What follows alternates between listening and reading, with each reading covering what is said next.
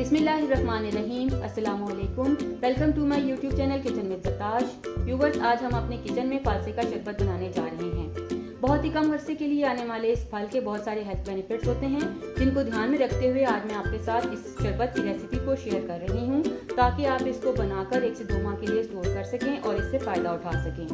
इस शरबत को बनाने के लिए और इसको स्टोर करने के लिए जो टिप्स एंड ट्रिक्स मैं यूज़ करने जा रही हूँ, अगर आप उनको जानना चाहते हैं तो आप इस वीडियो को लास्ट तक ज़रूर देखिएगा। अपनी वीडियो को शुरू करने से पहले मैं अपने तमाम नए देखने वालों से ये कहना चाहूँगी कि अगर आप मेरे चैनल पर नए हैं तो मेरे चैनल को सब्सक्राइब कीजिए।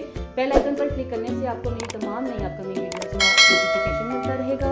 और अगर आपको मेरी वीडियो अच्छी लग रही है तो इनको लाइक कीजिए, शेयर कीजिए। के लिए हमें जो चीज़ें चाहिए वो कुछ इस तरह से हैं। इसके लिए मैंने आधा किलो फालसा ले लिया। इसको साफ़ करके मैंने अच्छे से वॉश कर लिया और उसके बाद मैंने इसे ड्राई कर लिया। आधा किलो मेरे पास यहाँ पर चीनी है, इसका इस्तेमाल करेंगे। 1 टीस्पून हम पिंक सॉल्ट का यूज़ करेंगे। इसकी जगह पे आप वाइट सॉल्ट भी यूज़ कर सकते हैं या काला नमक भी इस्तेमाल किया जा सकता है। जो आपको फ्लेवर अच्छा लगे आप वो यूज़ कर सकते हैं। A pinch of pink colour. 1 table spoon हम इसमें सिरके का इस्तेमाल करेंगे, सफ़ेद सिरका। और 1 पिंच हम इसमें मीठा सोडा इस्तेमाल करेंगे, सोडा बाइकार्बोनेट या फिर मीठा सोडा। पैन में मैं 2 कप पानी ऐड करूँगी। 2 कप भर के मैंने पानी ऐड कर दिया और साथ ही मैं इसमें ये फालसा ऐड कर दूँगी।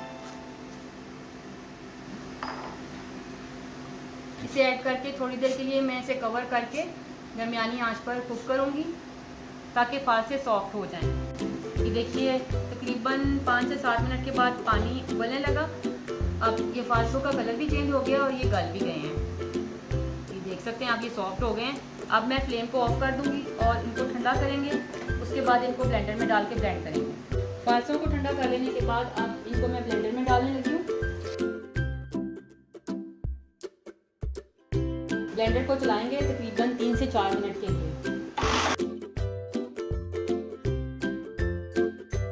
अब ये क्योंकि काफ़ी थिक हो चुका है, इसमें मुझे 1 कप पानी ऐड करने की ज़रूरत थी, तो मैं इसमें 1 कप पानी ऐड कर रही हूँ और 1 कप पानी ऐड करके फिर 1 मिनट के लिए मैं इसे चलाऊँगी। बाउल ले लिया। इस तरह से कोई भी छाननी जिसमें बारीक ज़रा सुराख हो वो ले लें, जिसमें से कि इसके बीज ना जा सकें। इसको मैं ऐड करूँगी और ये गाढ़ा गाढ़ा सा पल्प जो है मुझे चाहिए फालसे का, इस तरह से इसको मैं स्ट्रेन कर लूँगी। देखिए सारा पल्प मैंने अलग कर लिया और जो बीज थे वो अलग होते चले गए और मैं साइड पे निकालती चली गई। ये अब हमारे पास पल्प रेडी है। पल्प को मैं पैन में ऐड करूँगी। अब मैं इसमें ये चीनी ऐड कर दूँगी। जब तक चीनी मेल्ट नहीं हो जाती इसमें हम चम्मच को चलाते रहेंगे ताकि चीनी जो है ना बर्तन के साथ लग ना जाए।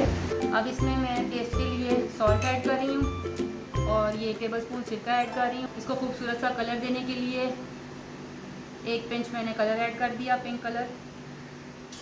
मीठा सोडा इसमें मैं ऐड कर रही हूँ। इसको एज अ प्रिजर्वेटिव यूज़ किया जा रहा है ताकि शरबत को ज़्यादा अरसे के लिए स्टोर किया जा सके। और इसको ऐड करने के बाद मैं इसको तकरीबन 15 मिनट के लिए हल्की आंच पर कुक करूँगी। 15 से 20 मिनट के लिए मैंने इसे हल्की आंच पर कुक किया। वक्फे से इसमें मैं चम्मच चलाती रही ताकि मैं चेक कर सकूं कि ये नीचे तो नहीं लग रहा। अब ये बिल्कुल रेडी है। देखिए ये बिल्कुल ऐसे थिक सा सिरप रेडी हो गया। तकरीबन 1 से 1.5 माह या 2 माह के लिए आप इसे सेव कर सकते हैं। उसके लिए आपको जिन ज़रूरी बातों का ख्याल रखना है वो कुछ यूँ है कि अगर आप इस तरह से प्लास्टिक की बोतल को यूज़ कर रहे हैं तो इसको आप पहले वॉश कर लेने के बाद उबलते हुए पानी में इसको नहीं डालना। आपने पानी को उबाल कर 4 से 5 मिनट के लिए ठंडा कर लेना है। उसके बाद अच्छी तरह से इस बोतल को इसके ढक्कन समेत उसके अंदर डिप कर देना है।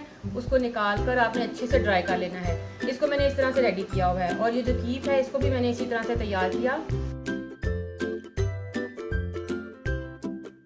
लीजिए व्यूवर्स, मज़ेदार फालसे का शरबत रेडी है। इसको बनाने के बाद अपनी फैमिली और फ्रेंड्स के साथ एंजॉय कीजिए। मुझे अपना फीडबैक देना ना भूलिएगा और मुझे अपनी दुआ में याद रखिएगा। अल्लाह हाफ़िज़।